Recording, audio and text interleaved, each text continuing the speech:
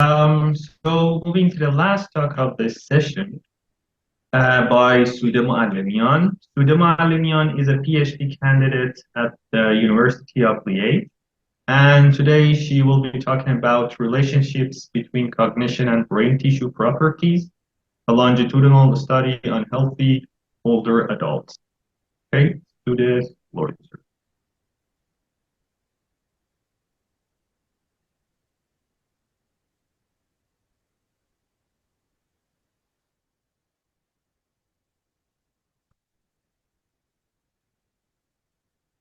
Okay, we can't hear you. You're muted. Okay.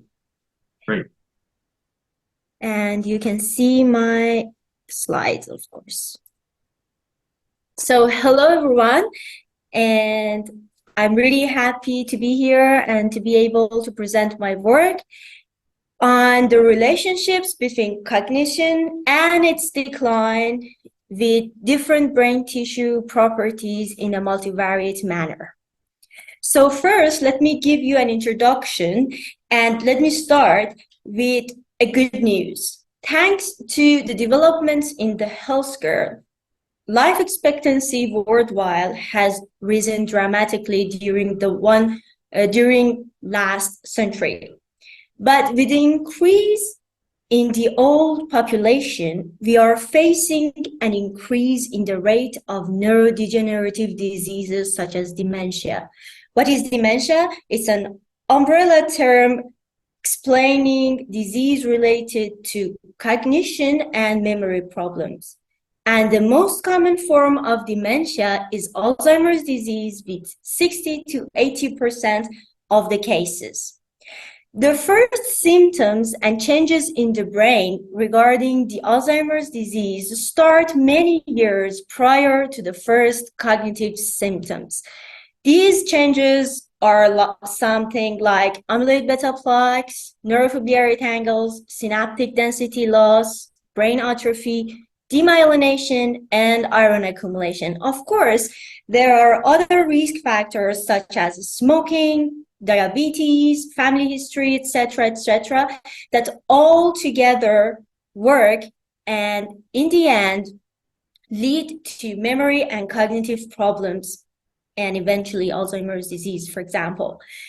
It is important to note that these risk factors do not act alone. They are interconnected, and it is important to study these risk factors together in a multivariate manner.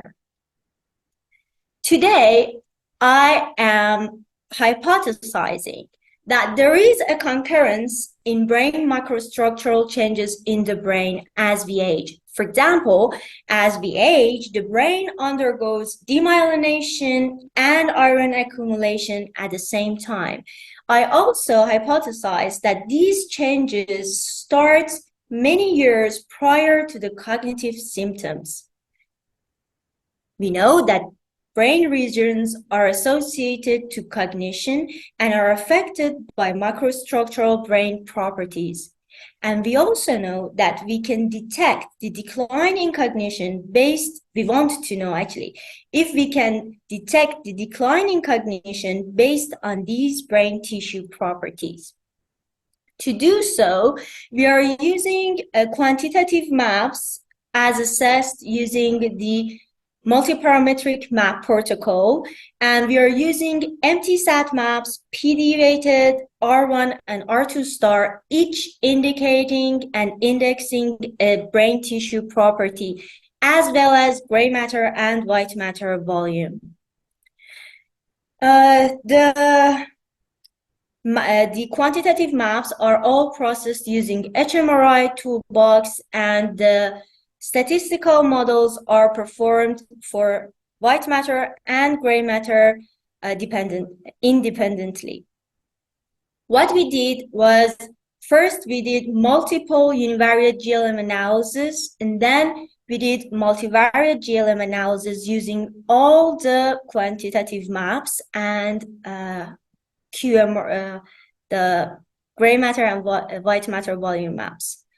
We Z-scored all maps so that they will be comparable. The multivariate GLM model was run in MSPM toolbox, that is a newly developed toolbox for doing multivariate GLM analysis on neuroimaging data. The data that we used come in two phases. The first phase contains quantitative maps and cognitive composite scores, and it consists of 101 healthy subjects. And the follow-up data was assessed after 2 years from the baseline, and it only consists of the cognitive composite scores. The statistical models that we used are divided into univariate and multivariate models, and in these models we controlled the covariates of non-interest such as gender, education, and age, and we wanted to see the association between these risk factors with memory, executive function, attention, and PAC-5, which is a score for preclinical stages of Alzheimer's disease. I'm only presenting the results for multivariate analysis, and if you are interested, you can ask me and I will send you, or I will talk about the univariate analysis results too. The multivariate analysis, combining all quantitative maps and volumes in one model, resulted in associations between executive function and all quantitative maps within the cerebellum. And for the memory, we could see associations in the insula and ACC within the gray matter, while within the white matter for empty sat maps for memory, we could see associations in the mid-temporal area, in occipital area, and frontal regions.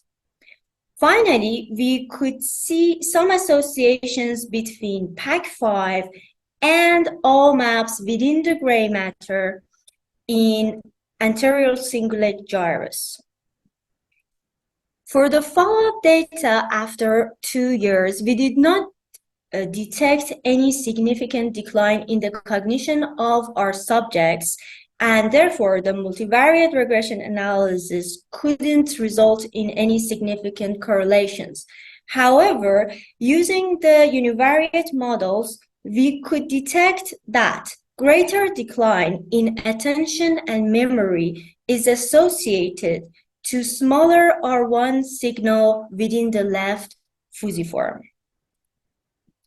To sum up, in this study, we found that correlations between the cerebellum in terms of myelination and gray matter volume and cognitive composite scores such as memory and executive function. This shows the important role of cerebellum in cognition. Moreover, detecting the associations between PAC-5 and all quantitative maps in the anterior cingulate gyrus suggests this region as a primary region that is affected by different brain tissue property changes at the same time that could lead to Alzheimer's disease. And furthermore, last but not least, we found a correlation in the fusiform between R1 gray matter signal and the decline rate in attention and memory. R1 signal indexes myelin and iron at the same time, so we cannot get much information about that. But this result is valuable in the sense that it suggests a concurrence of changes in this region that could lead into the decline in attention and memory. Thank you very much for your attention, and I'm open to your questions. Hey, thank you so much. That was a I tried to be fast.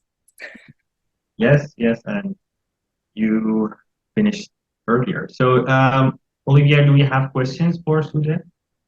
We don't have any questions in that chat, but maybe I would have one question. So, yeah, how do you interpret the involvement of the cerebellum microstructure in executive function? And I guess, is there any other literature showing that kind of relationship? Yes, well, actually, cerebellum is mainly known for motor functions, but recently, and by recently, I mean during the last decade, there are studies showing relations between the changes in the executive function and memory with cerebellum and special parts of cerebellum, such as lobes 7 and 8, if I'm right. And we detected the associations between executive function within the same regions. Great, thank you. One question from the chat. Have you checked the reproducibility of your results in larger cohorts, or do you intend to do so, I guess? Actually, this is the second study that we are doing. And last year, I presented my work in which we investigated the concurrence of different brain tissue property changes with respect to healthy aging and Alzheimer's disease. And that is published now. I can share the link. And we also validated our results with respect to aging, and we could detect almost the same regions with respect to age, of course. Okay, interesting. Thank you. Thank you very much.